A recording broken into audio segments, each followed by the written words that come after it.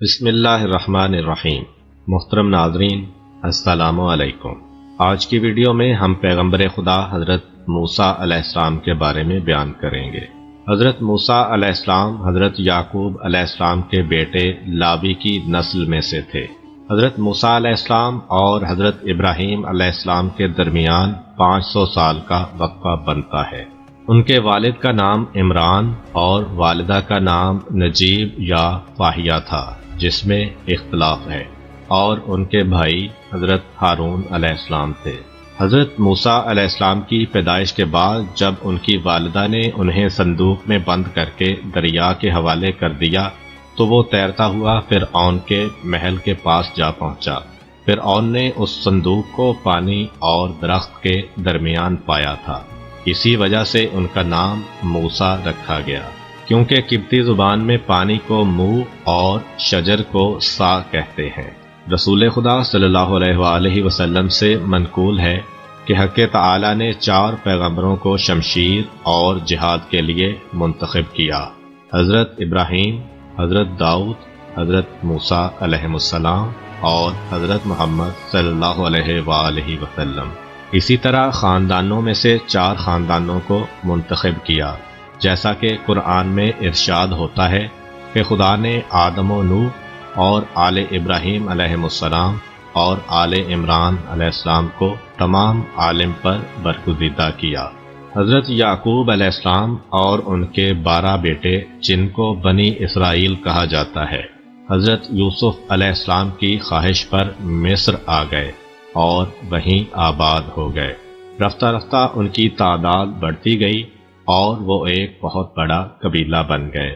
حضرت یعقوب علیہ السلام 17 سال مصر میں رہنے کے بعد 147 سال کی عمر میں وفات پا گئے، اور کچھ مدت کے بعد حضرت یوسف علیہ السلام بھی 110 سال کی عمر میں اس دار فانی سے کوچ کر گئے۔ تب اس ملک کی حکومت دوسرے بادشاہوں کے قبضے میں چلی گئی، جنہیں فرعونہ کہا گیا۔ فرعونہ جمع ہے فرعون کی۔ واضح رہے کہ فرعون ایک خاص شخص کا نام نہیں ہے، بلکہ مصر کے ہر بادشاہ کو فرعون کہا جاتا تھا۔ جس طرح ایران کے بادشاہ کو کسریٰ، روم کے بادشاہ کو ہرقل اور قیصر، حبشہ کے بادشاہ کو نجاشی، یمن کے بادشاہ کو طبع اور ترک کے بادشاہ کو خاقان کہا جاتا تھا۔ سارے قبطی پہلے فرعون کی نسل در نسل سے تھے، جس کا نام ولید بن مصعب بن ریان تھا۔ کئی صدیاں اسی طرح گزریں اور ان میں بنی اسرائیل ایک قابل توجہ گروہ کی حیثیت سے ابھرے۔ ان کی تعداد بہت بڑھ چکی تھی اور اس میں مسلسل اضافہ ہوتا چلا جا رہا تھا۔ فرعون بنی اسرائیل کی تعداد میں روز افزوں اضافے کو دیکھ کر گھبرا گیا۔ اس نے سوچا کہیں ایسا نہ ہو کہ یہ لوگ حکومت مصر کے دشمنوں کے ساتھ مل کر ملک کے لیے ایک خطرہ بن جائیں۔ اس بنا پر اس نے بنی اسرائیل کے لیے مشکلات پیدا کرنے اور ان پر پابندیاں عائد کرنے کا فیصلہ کیا۔ پھر اس نے اپنے اس فیصلے کو عملی جامہ پہنایا اور بنی اسرائیل پر سختیاں کرنا شروع کر دیں، اور طرح طرح کے ہیلے بہانوں سے ان کے لیے مشکلات کھڑی کر دیں۔ بنی اسرائیل سے جبری مشقت کے دشوار ترین کام لیے جاتے تھے۔ کسی سے ذاتی خدمت لی جاتی، کسی سے کھیتی باڑی کرائی جاتی، اور کسی سے گارا اور اینٹ کا کام لیا جاتا، اور جو کام کرنے کے قابل نہ ہوتا تھا اس سے بھاری بھرکم جزیہ وصول کیا جاتا تھا، جس کے ادا نہ کرنے پر اسے سخت سزا دی جاتی تھی۔ اور ان سب مظالم میں سے سب سے بڑا ظلم یہ تھا کہ ان کے بیٹوں کو قتل کر دیا جاتا اور بیٹیوں کو خدمت گزاری کے لیے زندہ چھوڑ دیا جاتا تھا۔ بنی اسرائیل کے بچوں کو قتل کرنے کی کیا وجہ تھی؟ اس کے بارے میں ایک اور روایت میں ملتا ہے کہ ایک بار فرعون نے ایک خواب دیکھا کہ بیت المقدس کی جانب سے آگ کا ایک زبردست شعلہ آیا، جس نے مصر کے قبطی خاندان کے تمام گھروں کو جلا کر بھسم کر دیا، مگر بنی اسرائیل کے گھروں کو کوئی گزند نہیں پہنچا۔ جب اس نے معابروں اور کاہنوں سے اپنے اس خواب کی تعبیر دریافت کی تو انہوں نے اسے بتایا کہ بنی اسرائیل میں ایک لڑکا پیدا ہوگا، جس کے ہاتھ سے تو بھی تباہ ہوگا اور تیری سلطنت بھی برباد ہوگی۔ فرعون نے اس حادثے کی پیش بندی کرنا چاہی اور اپنے اہلکاروں کو حکم دیا کہ بنی اسرائیل میں جو لڑکا بھی پیدا ہو وہ اسے مار ڈالیں اور لڑکیوں کو زندہ رہنے دیں۔ اس طرح اس نے بنی اسرائیل کے بے شمار لڑکوں کا قتل کروایا۔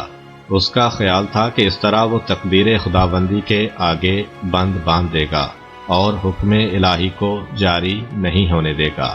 تاہم پروردگار عالم کو یہی منظور تھا کہ حضرت موسیٰ علیہ السلام ایسے ہی خطرناک ماحول میں پیدا ہوں اور ان کے ہاتھوں فرعون کی سلطنت نیست و نابود ہو کر رہے۔ حضرت موسیٰ علیہ السلام کی والدہ گھر میں بیٹھی تھیں کہ ان کو درد ذا شروع ہو گیا۔ تب دایا کو بلایا گیا اور حضرت موسیٰ علیہ السلام دنیا میں تشریف لائے، لیکن ان کی ولادت کو پوشیدہ رکھا گیا تاکہ ایسا نہ ہو کہ یہ خبر فرعون اور اس کے اہلکاروں تک پہنچ جائے اور موسیٰ علیہ السلام کی زندگی خطرے میں پڑ جائے۔ چند دن اسی طرح گزر گئے جن میں فرعون کے جاسوس بنی اسرائیل کے گھروں کی تلاشی لیتے رہے اور جو لڑکا بھی انہیں ملا اسے قتل کر دیا گیا۔ ظاہر ہے کہ ان حالات میں حضرت موسیٰ علیہ السلام کی حفاظت کرنا بڑا مشکل کام تھا۔ اس موقع پر خدا نے ان کی والدہ کو یہ ترکیب سمجھائی کہ وہ حضرت موسیٰ علیہ السلام کو ایک صندوق میں رکھیں، اس پر تارکول لگائیں اور اسے دریائے نیل میں ڈال دیں تاکہ خدا کا فرمان جاری ہو۔ چنانچہ حضرت موسیٰ علیہ السلام کی والدہ نے ایک صندوق تیار کروایا، اپنے پیارے بیٹے کو اس میں لٹایا اور بڑی حسرت کے ساتھ نیل کی لہروں کے سپرد کر دیا۔ پھر یہ چھوٹی سی کشتی نیل کے پانی پر تیرنے لگی اور ہر دوسری جگہ کو چھوڑتی ہوئی فرعون کے محل کے پاس آ پہنچی۔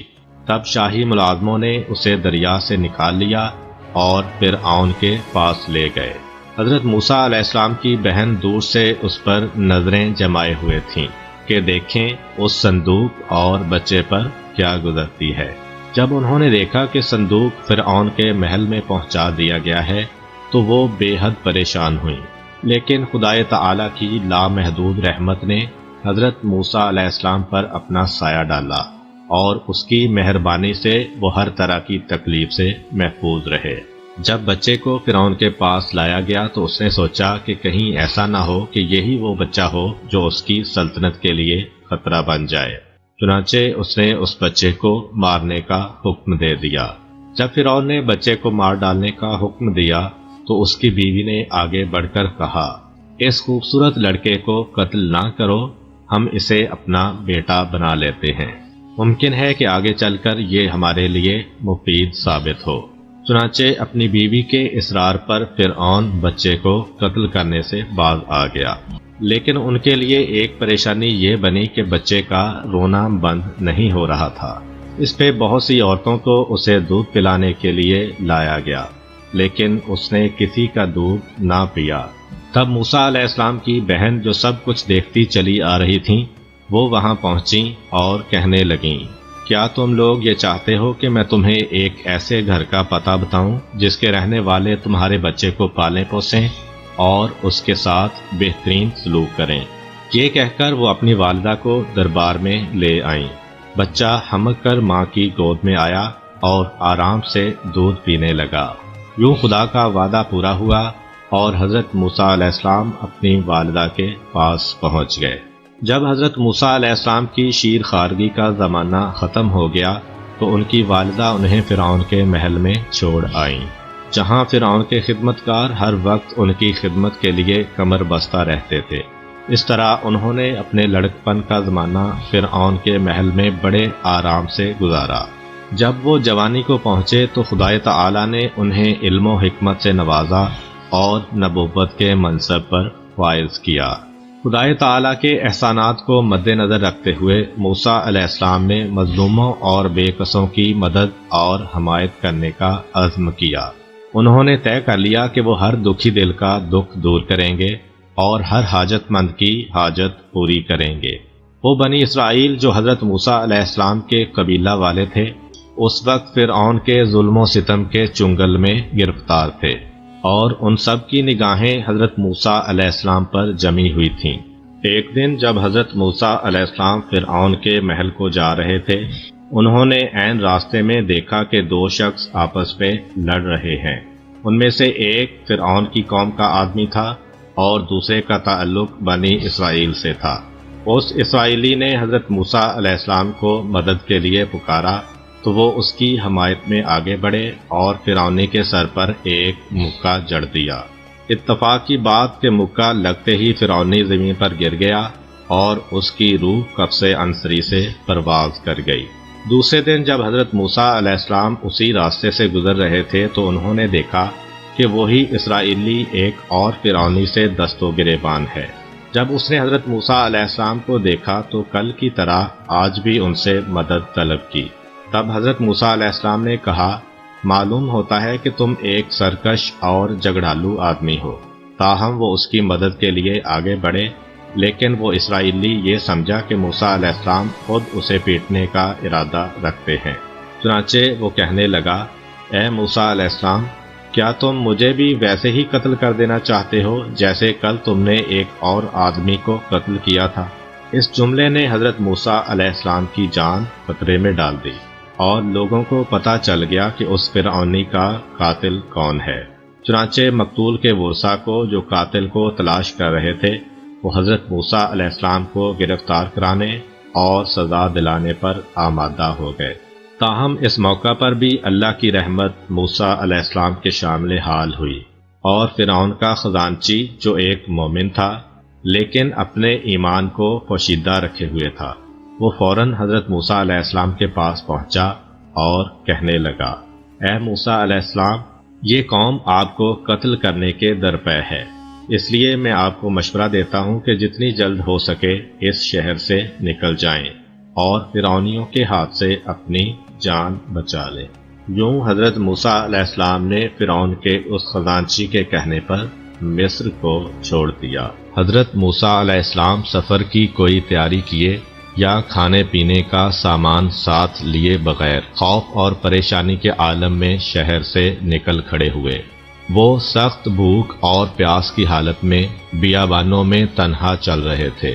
آخر کئی دن رات کے سفر کے بعد وہ مدین کے ایک کنویں پر آ پہنچے۔ وہاں انہوں نے دیکھا کہ کچھ چرواہے کنویں کے کنارے واقع درخت کے نیچے جمع ہیں اور اپنی بھیڑوں کو پانی پلا رہے ہیں۔ اس کے ساتھ ہی یہ بھی دیکھا کہ دو لڑکیاں اپنی بھیڑیں لیے کنویں سے دور کھڑی ہیں اور ان کو کنویں کے نزدیک جانے سے روکے ہوئے ہیں۔ حضرت موسیٰ علیہ السلام ان لڑکیوں کے پاس گئے اور پوچھا، آپ اپنی بھیڑوں کو پانی کیوں نہیں پلا رہی؟ انہوں نے جواب دیا، ہم اس انتظار میں ہیں کہ جب مرد اپنے جانوروں کو پانی پلا کر چلے جائیں تو پھر ہم اپنی بھیڑوں کو پانی پلائیں گی۔ ہمارے والد بہت بوڑھے ہیں، وہ اتنا کام کرنے کی ہمت نہیں رکھتے، اس لیے ہمیں یہ کام کرنا پڑتا ہے۔